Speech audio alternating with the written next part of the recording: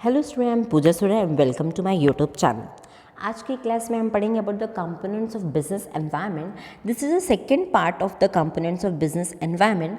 Last class में हमने micro environment और मैक्रो एनवायरनमेंट के बारे में पढ़ा था, जिसमें माइक्रो एनवायरनमेंट आपके पर्टिकुलर बिजनेस को अफेक्ट करता है। आपके सप्लायर्स, आपके कॉम्पिटिटर्स, आपके कस्टमर्स, इंटरमीडियरीज कैसे आपके बिजनेस को अफेक्ट कर सकते हैं और कैसे आप उनके बीच में एक कोऑर्डिनेशन रख सकते हो in order to grow, in order to expand your business. उसी तरह से हमने लास्ट क्लास में इकोनॉमिक एनवायरनमेंट, मैक्रो एनवायरनमेंट जो एक्सटर्नल एनवायरनमेंट है, उसका इकोनॉमिक एनवायरनमेंट देखा था कि अगर आपको बिजनेस स्टार्ट करना है, you have to take decisions. तो उसके लिए आप जिस कंट्री में, जिस रीजन में बिजनेस करना चाहते हो, वहाँ का इकोनॉमिक सिनेरियो आपको जानना होगा कि उस पर्टिकुलर एरिया में लोग, कितने लोग गरीब है, कितने लोग अनएम्प्लॉयड है, उनका पर कैपिटा इनकम क्या है, उनका नेशनल इनकम क्या है, उनका बजट क्या सेशन है, उनका डेफिसिट प्लानिंग क्या है, वहाँ की मॉनेटरी या फिस्कल पॉलिसी क्या है, ये आपको जानना ज़रूरी है। उसी तरह हमने देखा था कि पॉलिटिकल और लीगल एनवायरनमेंट जैसे गवर्नमेंट चेंजेस करती है, उसी से आपका बिजनेस करने का तरीका, या ऐसा भी हो सकता है कि आप किसी पर्टिकुलर चीज़ पे डील कर रहे हो और गवर्नमेंट उस पर्टिकुलर चीज़ को, उस प्रोडक्ट को, सर्विसेज को बैन कर दे। अगर ऐसा होता है तो आपका बिजनेस वहीं स्टैंड स्टिल हो जाएगा। So we need to study about the political legal environment in that particular area जहां आप बिजनेस करना चाहते हो। उसी तरह हमने डेमोग्राफिक एनवायरनमेंट देखा था कि आप अपने बिजनेस के एरिया को किस प्रकार से बाइफर्केट कर सकते हो, किस प्रकार से ज्योग्राफिकली डिवाइड कर सकते हो। ज्योग्राफिकल बेसिस पे भी कर सकते हो या फिर लिविंग स्टैंडर्ड के बेसिस पे भी कर सकते हो, या आपको अगर लगता है कि आपके एज ग्रुप के बेसिस पे आपको करना है तो वो डेमोग्राफिक वे में आप उसको डिवाइड कर सकते हो for a better exploration of the opportunities. Next, आज की क्लास में हम देखेंगे about the technological environment. Technological environment is very important. आपको ये देखना होगा कि जिस भी एरिया में आप बिजनेस करना चाहते हो, क्या वो टेक्नोलॉजिकली फिजिबल एरिया है आपके प्रोडक्ट या सर्विस से रिलेटेड। सपोज आप सॉफ्टवेयर पे डील करते हो, तो सॉफ्टवेयर में डील करने के लिए आप जहाँ पे बिजनेस करोगे वहाँ के लोगों में सॉफ्टवेयर से रिलेटेड टेक्नोलॉजिकली साउंड होने चाहिए। वहाँ लोग जो है अपने आप को बेसिकली कंप्यूटर लिटरेट होंगे, तभी वो उस एरिया में आपका बिजनेस फ्लरिश करेगा। ठीक है। उसी तरह आपको ये देखना है कि आप जिस तरह का बिजनेस स्ट्रैटेजी सोच रहे हो, जो स्टार्टअप्स पे आप काम करना चाहते हो, उसके लिए रिसर्च एंड डेवलपमेंट आपने कितना किया है, और जो कॉस्ट ऑफ एक्विजिशन है या कॉस्ट ऑफ मैन्युफैक्चरिंग है उस टेक्नोलॉजी का, वो कितनी है। क्या वो इजीली एसेसिबल है, कस्टमर्स इजीली उसको परचेज कर सकते हैं या नहीं। ये सारे डिसीजंस आपको लेने हैं। Impact of technology in human beings, आपकी पर्टिकुलर टेक्नोलॉजी से सोसाइटी को क्या बेनिफिट मिलेगा, ये आपको सोचना ज़रूरी है। उसी तरह से वो कैसे कम्युनिकेशंस और इंटरनेट और बेसिकली वो कैसे मार्केट हो रही है, ये भी आपको ध्यान रखना है। So we need to make a proper technological environment study in order to flourish. Next, आपको इकोलॉजिकल एनवायरनमेंट के बारे में देखना है। आज के सिनेरियो में अगर आप बिजनेस करना चाहते हो तो you have to make a sustainable development without affecting environment.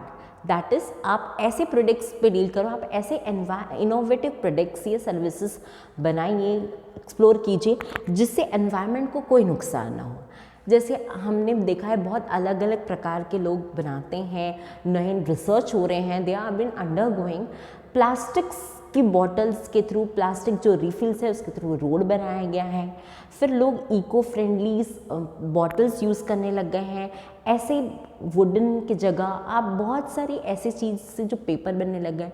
तो you have to explore new and innovative ideas जो आपके अगेंस्ट ना जाए, जो एनवायरमेंटल प्रोटेक्शन एक्ट के विद इन आए और जिससे एनवायरनमेंट को भी नुकसान ना हो, and you are been fulfilling the social responsibility towards your society and the environment. We need to understand कि हमें अपने कमिंग जनरेशन्स को एक अच्छा नेचर, एक अच्छा इकोलॉजिकल एनवायरनमेंट गिफ्ट करके जाना है। तो किसी भी तरीके से अगर हम एनवायरनमेंट को नुकसान पहुंचाते हैं तो it will be the against this policies. तो need to understand the ecological environment and norms of the country in which you are going to undertake the business. Social and cultural environment बहुत important factor है।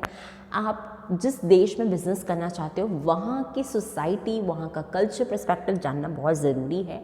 Generally India is वेडेड with traditions, customs and lots of festivals. क्योंकि हमारे यहाँ अलग अलग cast, creed के, religion के लोग रहते हैं, तो we feel a full year as our festivals. और उस फेस्टिवल के साथ आता है हमारा परचेसिंग हैबिट। हमारा परचेसिंग पावर पैरिटी का जो रैंक है वो 3rd या 4th होने का रीज़न ही ये है कि हम जो है अलग अलग सीज़न में अलग अलग फेस्टिवल्स के अकॉर्डिंग परचेसिंग करते हैं और उससे हमारा जो है कल्चर इनहेरिटेंट होता है। तो अगर किसी को इंडिया में बिज़नेस करना है तो उनको ये चीज़ ध्यान में रखनी होगी, क्योंकि जनरली वी सी कि जो सावन के महीने में या कोई फेस्टिवल्स में, दिवाली ओकेजन्स में आपको बहुत सारे सेल्स दिखेंगे, आपको अलग अलग एडवर्टाइजिंग स्ट्रैटेजी दिखेगी to attract female customers, to attract the customers towards their product, so that purchasing बढ़े और आगे वो बिज़नेस को एक्सपैंड कर सके। Next you need to understand about the international environment. और जिस कंट्री में आप बिज़नेस करना चाहते हो वहाँ की गवर्नमेंट बैरियर्स, टेरिफ बैरियर्स या कोई ऐसा कोटा या कोई रिस्ट्रिक्शंस तो नहीं रख रही है। अगर आप डंपिंग में इन्वॉल्व हो तो एंटी डंपिंग लॉस तो नहीं है। ये बेसिकली आपको जानना ज़रूरी है। Then what the government feel about the GATT and whether they are the member of the general agreement on trade and tariffs और नॉट। अगर या WTO की वो मेंबर है कि नहीं और वो किस तरीके से उस चीज़ को ओपन करते हैं, whether it is open economy और क्लोज्ड इकनॉमी। ओपन इकनॉमी जहाँ पे MNCs को, FDI को, फॉरेन डायरेक्ट इन्वेस्टमेंट्स को, फॉरेन इंस्टीट्यूशन इन्वेस्टमेंट कहीं रिस्ट्रिक्शन नहीं है।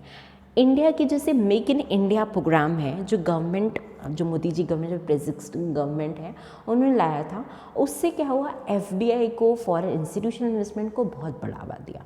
तो इंटरनेशनली अगर हम देखेंगे कि किस तरीके से गवर्नमेंट की पॉलिसी इसको अफेक्ट करती है, जैसे अभी सेल्फ रिलायंट इंडिया का जो इकोनॉमिक स्टिमुलस पैकेज है उससे क्या इफेक्ट होगा कि हमारी डोमेस्टिक इकोनॉमी को बूस्ट मिलेगा और जो एग्जिस्टिंग MNCs है उनको FDI करने से पहले ये देखना होगा कि किस तरीके से गवर्नमेंट उनको या तो मोटिवेट कर रही है या उनको किस प्रकार से कंपटीशन जो है वो इंडियन इकोनॉमी या इंडियन इंडस्ट्री का फेस करना पड़ेगा।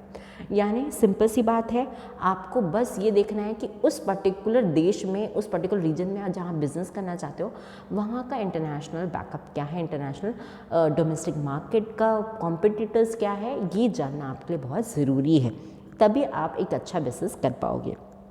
क्लियर है? तो आज हमने देखा about the various components of business environment, कैसे टेक्नोलॉजिकल, सोशल कल्चर और इंटरनेशनल एनवायरनमेंट बिजनेस को अफेक्ट करती है और इसको किस तरीके से आप अपने बिजनेस सिनेरियोज के लिए अडाप्ट कर सकते हो। अगर आपको बिजनेस करना है, यू नीड टू अंडरस्टैंड कि कैसे आप अच्छे से बिजनेस करने के लिए प्रॉपर एनवायरमेंटल स्टडीज़ करो। लास्ट क्लास में हमने about political, economic, cultural environment के बारे में देखा था। अगर आपने वो वीडियो नहीं देखा है तो आप डिस्क्रिप्शन बॉक्स में जाके देख सकते हैं। अगर आपको ये वीडियो पसंद आया हो तो बिल्कुल लाइक, शेयर, कमेंट, सब्सक्राइब कीजिए। Thank you.